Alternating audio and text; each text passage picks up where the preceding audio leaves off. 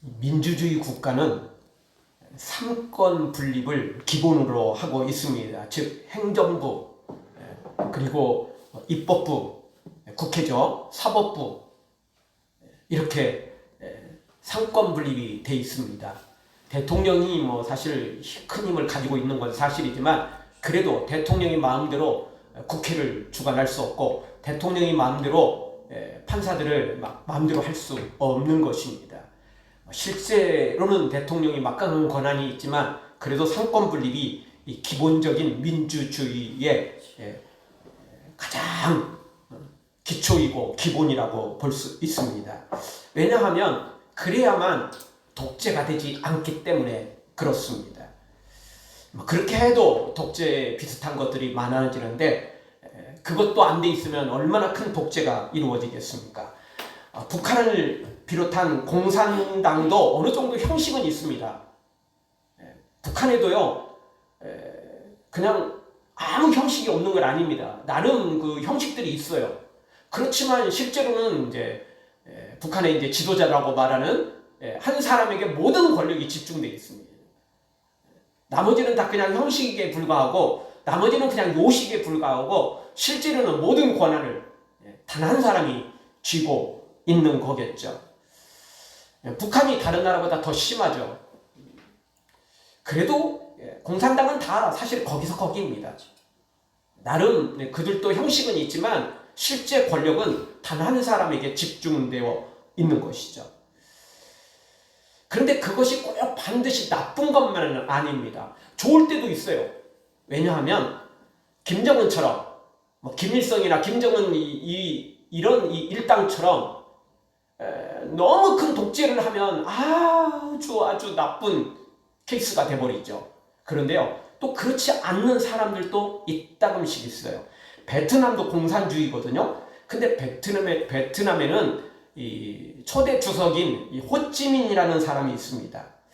이 사람은요, 베트남을 우리가 여행 가서 보면 이 사람이 살았던 그 집, 그리고 또 그 대통령 그 주석으로서 그 국가를 다스리면서 그가 업무를 봤던 곳들이 다 그대로 지금 그 보존되어 있는데요, 절대 화려하지가 않습니다. 아주 단촐하고요. 이거는 이 평범한 사람들, 평민보다는 조금 낫지만, 그래도 이게 어느 정도 이 상층하고는 비교할 수 없을 만큼 굉장히 초라한 모습입니다. 이게 진짜 한 나라의 지도자가 살았던 집이냐? 이렇게 생각할 정도로. 참 거기는 공산주의이고 남의 나라인데도 불구하고 참 이 사람은 하여튼 좀 그 청결하다, 이것만큼은 확실합니다. 그래도 이제 그 베트남이라는 나라가 공산주의인데도 불구하고 그래도 다른 나라보다 조금 나았던 이유는 그 사람 때문이었습니다. 이 사람은 얼마나 대단한 사람인지 자기가 주석이 되고 난 다음에 자기 가족들과의 인연을 끊어버렸습니다. 이유는 단 하나입니다. 내가 아무리 청결하게 살아도, 청렴결백하게 이 권력을 유지해도 가족과 함께 있으면 반드시 비리가 발생한다. 요걸 알았기 때문에 가족과 인연을 끊어버렸다는 겁니다. 그게 사실 바르게 살아가는 건지는 저도 잘 모르겠습니다. 사실 제 생각으로는 아무리 주석이 중요하고 나라가 중요해도 가족보다 더 소중하지는 않을 것 같아요. 내가 아니면 아무도 할 수 없다, 이러면 어떻게 할 수도 없을 때는 그럴 수도 있겠지만, 자신 아니라고 세상이 뒤집어지나요? 그런 건 아니잖아요. 각자 가치관이 있으니까. 어쨌든 이 사람은 주석으로 이렇게 올라간 뒤로는 가족과도 인연을 끊고, 그래서 가족에게 어떤 비리가 누군가가 접근하는 걸 원천 차단을 해버렸습니다. 여러분, 우리나라도 잘 알지만 그동안 대통령들이 여러 명 있었지만 본인은 나름 깨끗하게 정치를 한다고 했어도 가족들, 측근들 때문에 그 측근들이, 가족들이 감옥 간 거 알고 계시죠? 본인은 사실 큰 비리가 없어요. 근데 가족은 그렇지 않아요. 참 이게 벗어나기가 어려울 정도입니다. 하여튼요, 독재는 분명히 나쁜 건데 정말 유능한 사람이, 청결한 사람이, 깨끗한 사람이, 국민을 위하는 사람이 그걸 다 쥐고 있으면 그것만큼 좋은 것만은 없어요. 우리가 잘 알듯이 사공이 많으면 배가 산으로 간다잖아요. 근데 이제 한 선장이 엉뚱한 짓을 하면 산으로 가는 것이 문제가 아니고 아예 침몰돼 버리는 거죠. 차라리 산으로 가면 뭐 갈 길은 제대로 못 가도 죽지는 않잖아요. 근데 침몰돼 버리면 다 죽어버리거든요.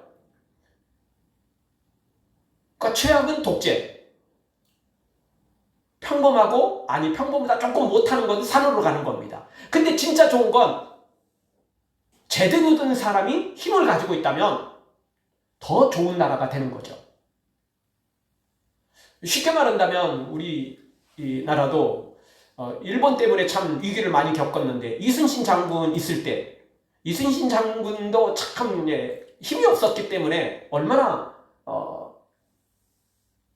나라가 위태로웠습니까? 사실 뭐 너무나 많이 실각당하고 죽음의 위기도 겪었던 게 이순신 장군 아닙니까? 그나마 그에게 기회가 주어졌으니까 망정이지, 만약 그 기회가 주어지지 않았다면 어떻게 되겠어요? 그리고 실제 여러 가지 설들이 있습니다. 왜 이순신 장군이 그 마지막 그 일본 왜적들을 물리치면서 왜 그 자리에서 이 죽임을 당했을까? 뭐 어쩔 수 없이 그냥 이렇게 공격을 받아서 죽었다. 뭐 이런 설도 있지만 본인 스스로 거기서 살아나면 일본은 물러가고 외놈들은 물러가지만 이게 분명히 자기가 정적이 될 거라는 사실. 이제 일본 놈들이 없으면 말 그대로 이순신 장군은 아무 의미가 없잖아요. 그 엄청난 그 왜적을 물리쳤기 때문에 힘이 자기한테 집중될 거고, 그러면 자기가 분명히 이거는 최소 귀향이고 조금 커지면 가문이 망하는 거죠. 그죠? 이게 크게 몰려서, 그래서 본인이 스스로 적군에게 노출을 시켜가지고 그렇게 했다는 그런 설들이 있습니다. 전혀 그게 근거가 없는 게 아닙니다. 멍청한 사람이라면 그런 거 꿈꾸지 않겠지만 조금 지혜로운 사람이라면 충분히 예상했던 시대였습니다. 왜? 그런 일이 한두 번이 아니었거든요.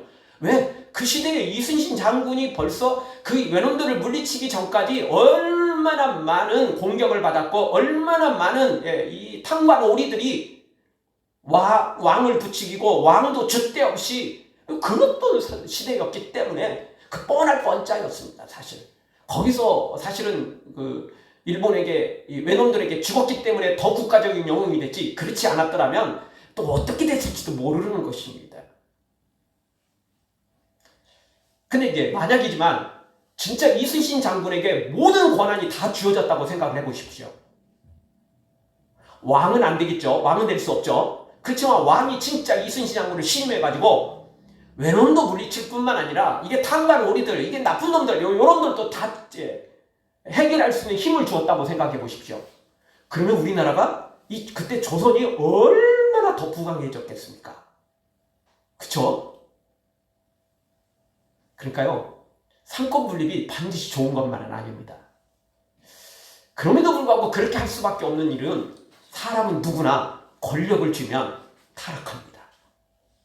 그래서 상권 분립이 그래도 낫습니다.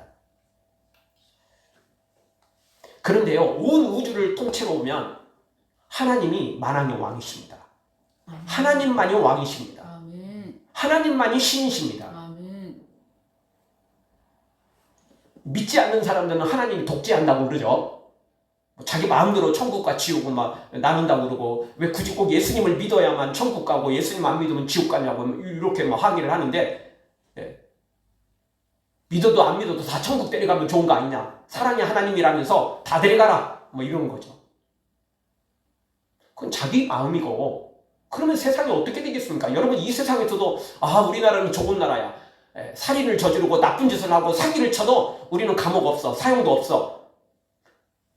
여러분, 우리나라가 사형 제도는 있지만 실제로는 없잖아요. 사형은 선고하지만 사형 제도는 실제로 집행을 안 하고 있습니다.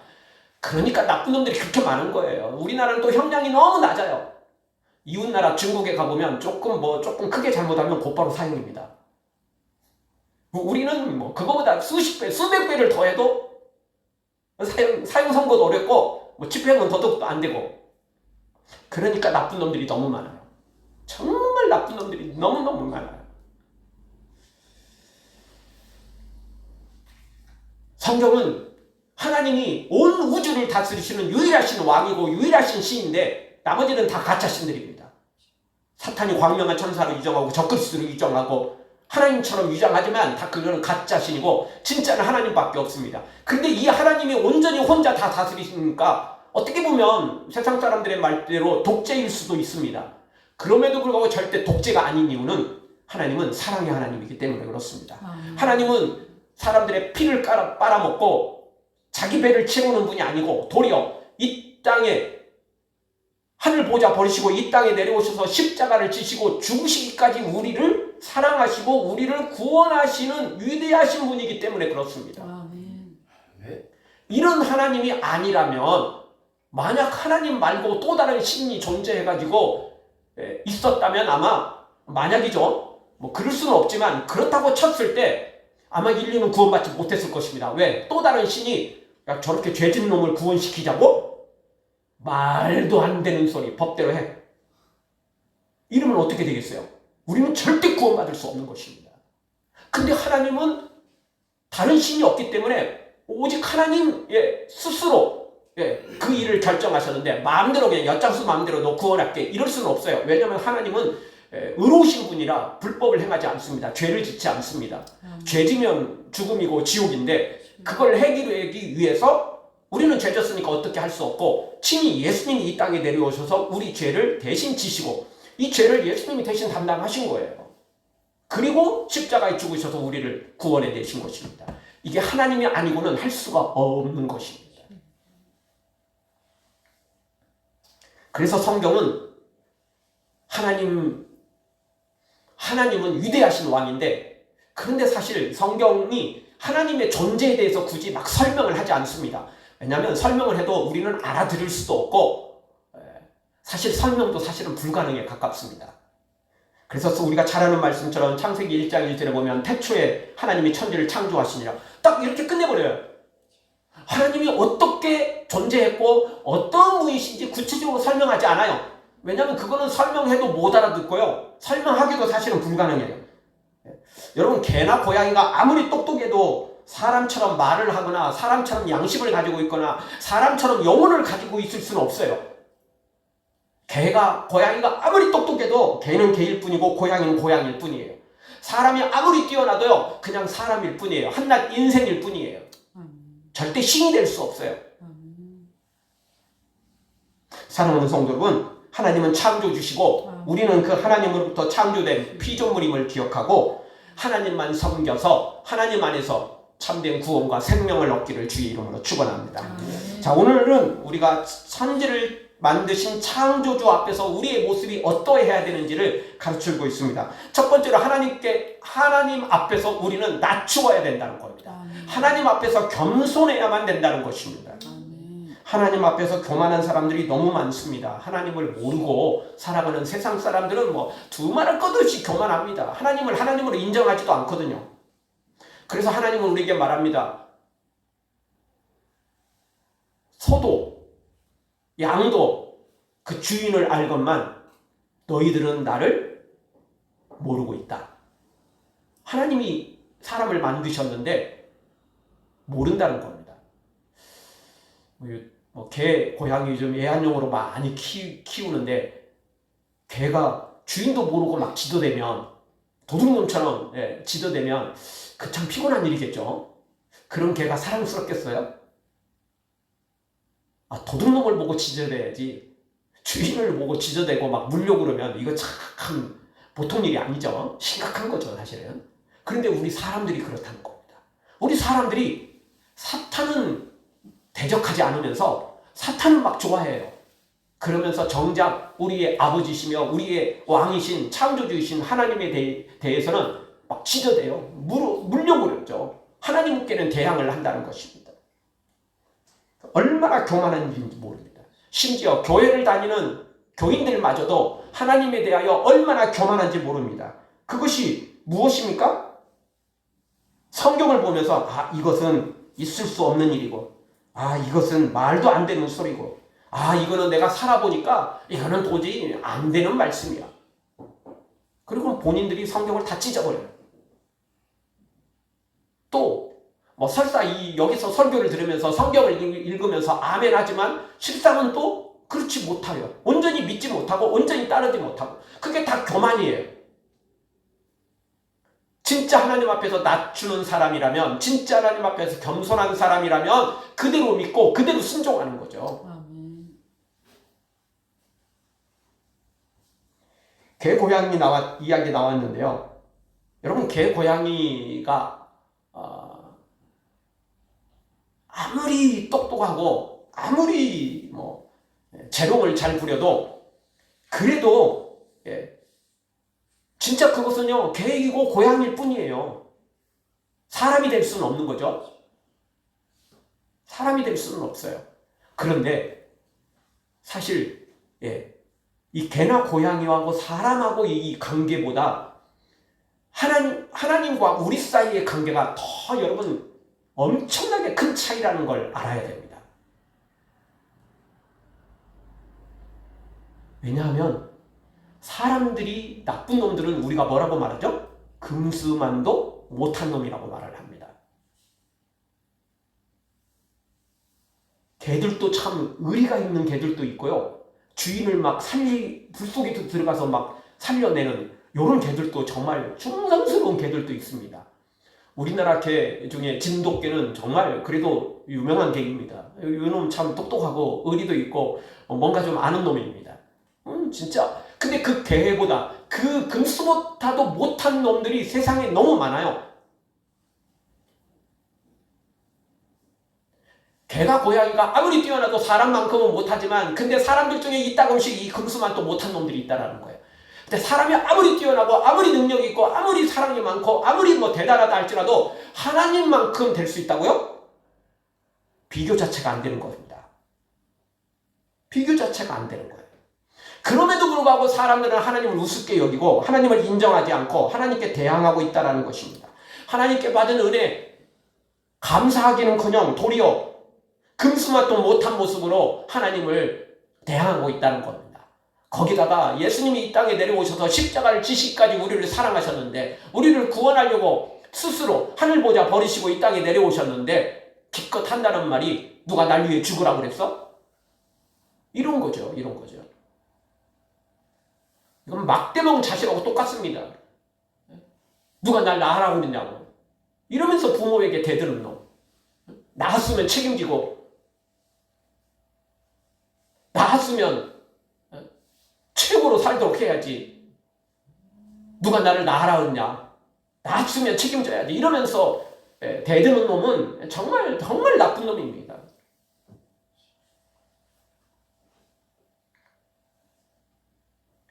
오늘 성경 10절을 보죠. 10절을 우리 한 목소리로 다 같이 보겠습니다. 주 앞에서 낮추라. 그리하면 주께서 너희를 높이시리라. 아멘. 주님 앞에 낮추라는 겁니다. 겸손하라는 것입니다. 여러분, 겸손이 뭐냐면요, 순종입니다. 겸손을 착각하면 안 됩니다. 겸손이 잠깐 무릎을 꿇거나 겸손이 잠깐 고개를 숙이는 걸로 착각하는 사람들이 너무 많아요. 세상 사람들은 그것도 안 하지만 교회에 온 사람들은 그래도 하나님 앞에 무릎을 꿇기도 하고 고개를 숙이기도 하고 이럽니다. 그게 다 겸손이 끝인 줄 알아요. 아니요. 겸손의 끝은 순종입니다. 순종 안 하면 겸손한 거 아니에요. 고개는 숙였어도 무릎은 꿇었어도 순종하지 않으면 낮춘 거 아닙니다. 그냥 그렇게 한 것에 불과한 것입니다. 진짜 겸손은, 진짜 자신을 낮추는 것은 끝까지 순종하는 것입니다. 그것이 낮추는 것입니다. 사랑하는 성도 여러분, 하나님 앞에서 교만을 버리고 자신을 낮추되 끝까지 순종하는 하나님의 사람들 되어지길 주의 이름으로 축원합니다. 두 번째 주시는 말씀은 형제를 비방하지 말아야 됩니다. 우리가 하나님 앞에서 어떻게 살아야 되냐면 형제를 비방해서는 안 되는 겁니다. 비판해서는 안 되는 것입니다. 판단해서는 안 된다는 것입니다. 왜냐하면 그들은 하나님의 자녀이기 때문에 그렇습니다. 여러분은 이웃집 자녀 대해서 왈가불가하십니까? 뭐 어려운 일 있으면 도와줘야 되고, 또 나쁜 짓 하면 또 이렇게 이웃집, 가까운 사람으로서, 이웃 사촌으로서 조금 혼낼 수도 있고, 얼굴 서로 알고 이러면 그럴 수도 있겠죠.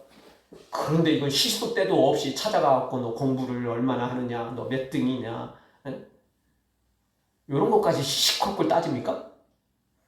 그거는 안 되는 겁니다. 그 부모조차도 요즘은 그렇게 하면 꼰대 소리 듣습니다. 요즘 시대는 부모조차도 자식을 마음대로 하기 어려운 시대입니다. 근데 뭐 이웃집 아저씨가 이웃집 아줌마가 무슨 뭐라고 함부로 합니까? 그럴 수 없어요. 그럴 자격도 없고요. 그래서도 안 돼요. 예를 들어서 그쪽 부모가 서로 합의를 했어요. 너는 여기는 그냥 이웃집 사촌, 이웃 사촌이 아니고 이웃집 사는 사람이 아니고 이 대부와 가깝다. 그렇게 생각해라. 우리 가족은 전자 이게 두 집이지만 실제로는 한 집처럼 살아가자. 뭐 이렇게 합의를 해가지고 서로 그렇게 하기로 했다면 뭐 할 수도 있겠죠. 그래도 선을 넘으면 안 됩니다. 그렇게 했다 할지라도. 그런데 우리가 함부로 하나님의 다른 사람을 평가하고 판단하고 비방하는 것은 하나님의 자녀인 그 사람을 평가하고 판단하고 비판하는 것과 똑같다는 것입니다. 그래서 안 된다는 것입니다. 우리가 교회 안에 있을 때는 진리가 무엇인지, 이단이 무엇인지 제대로 알아야 되고 가려내야 되고 때로는 가르쳐야 되고 경고해야 되고 끝까지 가르치는데도 불구하고 회개하지 않고 계속 이단의 길을 걷거나 잘못된 것을 배우고 또 가르치고 그걸 주장하고 또 잘못된 행동을 한다면 최후에는 출교까지도 할 수 있습니다. 교회에서 쫓아낼 수도 있어요.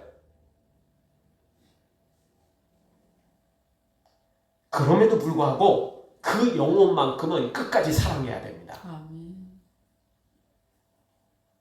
욕하고 의도적으로 욕하고 시기 질투로 비난하고 그렇게 하는 것은 안 된다는 것입니다.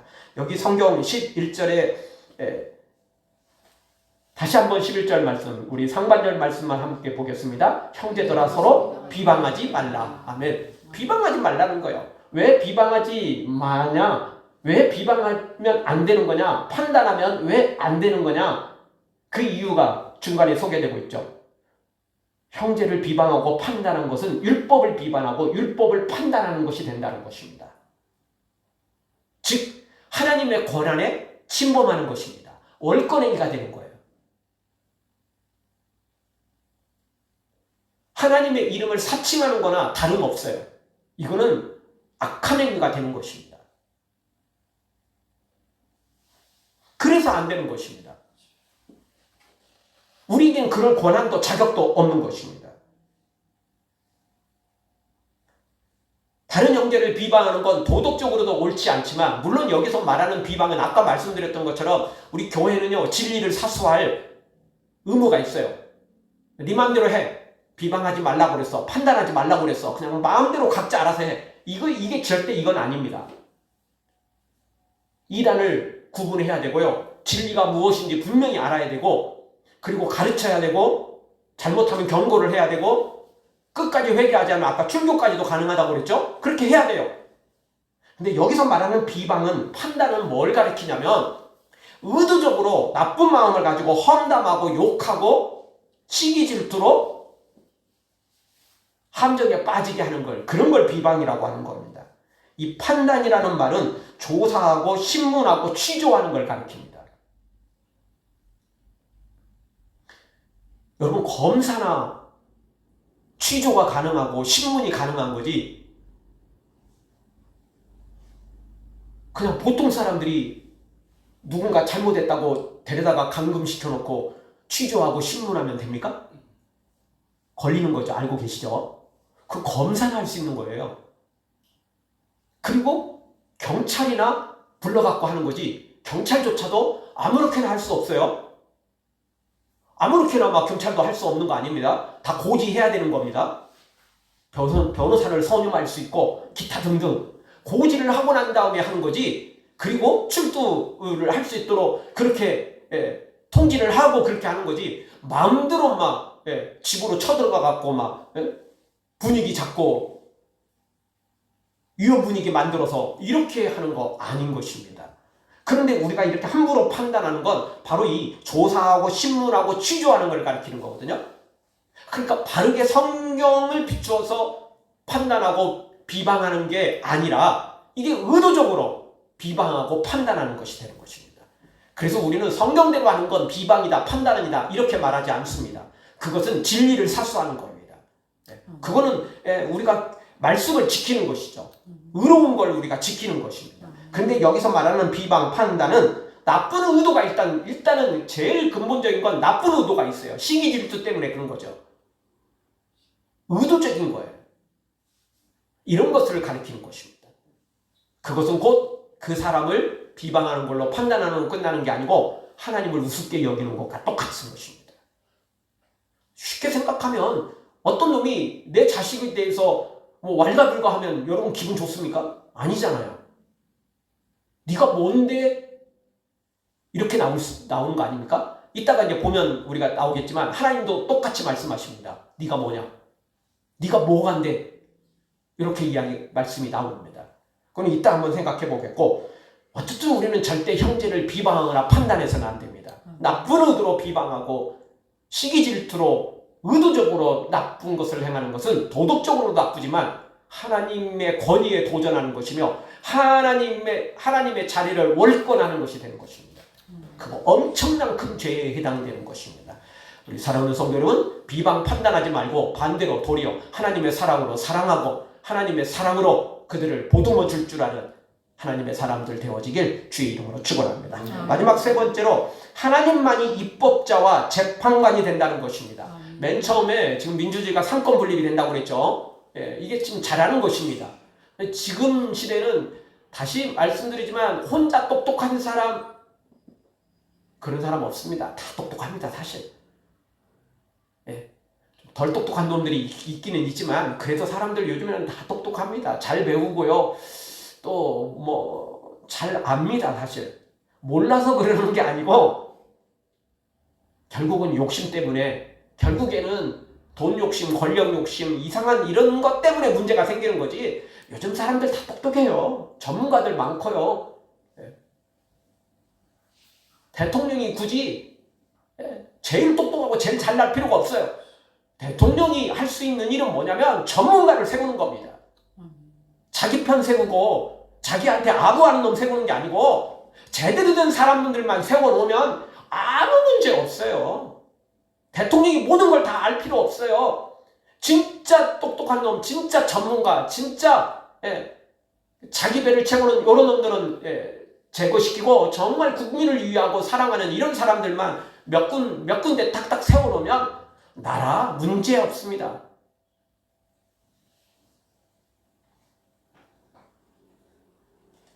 그런데 우리 하나님은요, 하나님 스스로 전지전능하신 분입니다. 그리고 의로우신 분입니다. 근데 이런 분이 또 혼자 하시지 않습니다. 우리에게 또 이 일을 맡기십니다. 그러면서 능력도 주시고 이 모든 일을 함께 하기를 또 원하십니다. 그러니까 우리는 그런 하나님을 믿기만 하면 되는 것입니다. 그 하나님을 믿고 따르기만 하면 되는 것입니다. 12절을 다 같이 한번 보죠. 한 목소리 한번 보겠습니다. 입법자와 재판관은 오직 한 분이시니 능히 구원하시기도 하시며 멸하기도 하시느니라. 너는 누구에게 이웃을 판단하느냐. 아멘. 입법자, 재판관 오직 한 분이라는 겁니다. 이게 옛날 왕정시대에 왕과 똑같습니다. 물론 왕이라고 해도 왕권이 강화될 때는 이런 힘이 있고 왕권이 강화되지 않고 힘이 없으면 그 귀족들의 휘둘리죠. 허수아비 왕이죠. 사실 바지사장과 똑같죠.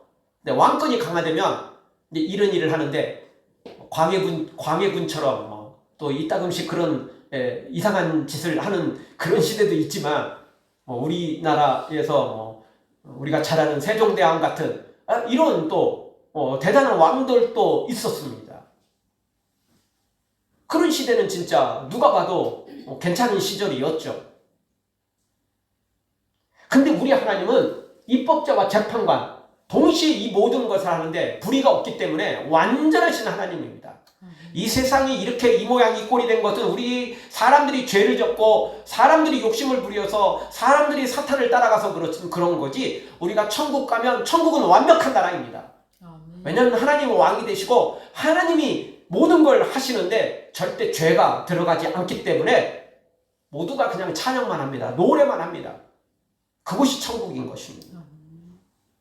12절을 통해서는 두 가지를 가르쳐줍니다. 첫 번째는 하나님은 입법자와 재판관이다 라는 사실, 두 번째로는 우리는 비방할 그리고 판단할 자격이 없다는 겁니다. 두 번째 이렇게 말하잖아요. 너는 누구에게 이웃을 판단하느냐. 아까 말씀드렸던 것처럼 네가 누군데 내 자식에 대해서 왈가불가해? 나쁜 짓을 했으면 요거도 먹어야죠. 꾸중 들어야죠. 그렇죠? 그런데 나쁜 짓 한 것도 없는데 왈가불가하면 안 되는 거죠. 안 되는 거죠. 하나님이 뭐라고 말씀하시냐면 형제를 비방하고 이웃을 판단하고 비방하는 사람에게 네가 누군데 감히 판단하고 비방하냐, 이렇게 하나님이 말씀하시는 거예요. 우리에겐 그럴 자격이 없다는 겁니다. 입법자와 재판관이 하나님이시기 때문에 이 최종 판단도 하나님만이 할 수 있습니다. 여러분, 지금 21세기 민주주의 국가에 우리가 살아가고 있음에도 불구하고 재판에 들어가면 재판장이 들어오면 사람들이 어떻게 하죠? 다 일어나야 됩니다. 그리고 재판장이 말하는데 아닌 것 같은데요? 잠깐만요. 그거 좀 바르지 않는 것 같은데요? 이렇게 소란을 일으키면 여러분 법정 소란죄, 법정 모욕죄에 해당되는 거 알고 계시죠? 재판을 방해하거나 판사의 진행을 방해하면요 걸립니다. 하나님만이 최종 재판관이십니다. 근데 하나님에 대해서 하나님 제쳐놓고 내가 왈가불가하면 큰일 나는 것입니다. 그래서 하나님께서 말씀하는 너는 누구에게 이웃을 판단하냐, 이렇게 하나님이 말씀하죠. 한마디로 말하면 너한테는 자격이 없어. 너에게는 그럴 권한이 없어. 최종 판단은 하나님만이 하실 수 있습니다. 하나님만이 하실 수 있어요. 다른 사람은, 우리 사람들은 자격이 없어요. 왜냐하면 사람들은 팔이 안으로 굽는다고 다 자기 중심이고 자기 가족 중심이고 자기가 아는 지인 중심이고 이렇게 해서 사람들이 다 이게 공의롭지 못해요. 정의롭지 못해요. 하나님은 그게 가능하시거든요. 왜냐하면 하나님은 처음부터 불의가 없어요. 죄가 없어요. 나쁜 게 없어요. 그래서 하나님만이 이 재판관이 될 수 있는 것입니다. 아멘.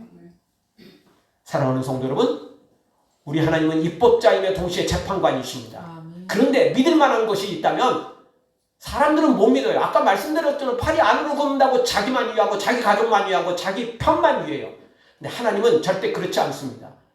우리가 범죄했다고 우리를 지옥으로 보내버리는 게 아니라 예수님이 이 땅에 내려오셔서 십자가를 지시기까지 우리 하나님은 우리를 그렇게 사랑하시는 분입니다.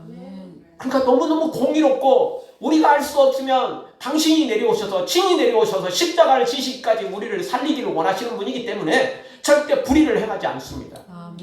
그리고 동시에 나쁜 놈을 천국에 들이지도 않습니다. 나쁜 놈이 천국에 들어있으면 천국이 아니잖아요. 그렇잖아요? 대궐 같은 집에 산다고 할지라도 내 원수 같은 놈이 같이 식탁에 앉아있으면 그게 어디 천국이겠어요? 그게 어디 좋은 집이겠어요? 아니잖아요. 천국에 나쁜 놈이 들어있고 원수가 들어있으면 그 천국이 안 되는 거예요. 그래서 하나님은 온전한 천국은 의로운 사람만 들어갈 수 있어요. 불의한 사람, 나쁜 놈, 죄진 놈은 절대 안 되는 거예요. 다만 죄를 졌다 할지라도 그 죄를 해결하는 사람은 가능한 거죠. 그래서 예수님의 십자가가 필요하다, 이렇게 우리가 말씀하는 것입니다. 사랑하는 성도 여러분, 오늘 말씀 다시 한번 기억하며 하나님은 왕이십니다. 그런데 세상 왕이 아니에요. 불의가 있는 왕이 아니에요. 불완전한 왕이 아닙니다. 우리 하나님은 완전하신 왕입니다. 불의가 전혀 없고 심지어 우리를 얼마나 사랑하시는지, 우리를 우리보다 더 사랑하시고 우리를 우리보다 더 잘하시는 분. 그래서 우리가 천국도 모르고 하나님도 모르고 지옥 가는 것도 모르고 그냥 되는 대로 잘 먹고 잘 사는 게 다인 줄 알고 그렇게 살아갔던 우리에게 예수님이 친히 내려오셔서 우리를 위해 십자가를 지셨고 지금도 여전히 복음을 전하시면서 나를 믿어야만 십자가를 통해서 죄를 해결해야만 천국 갈 수 있다. 복 받을 수 있다. 우리에게 여전히 가르쳐주고 계시는 주님.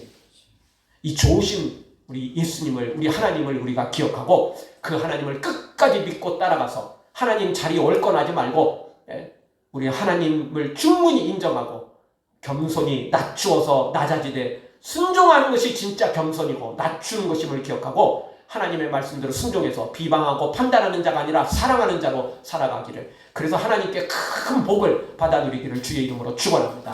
아멘.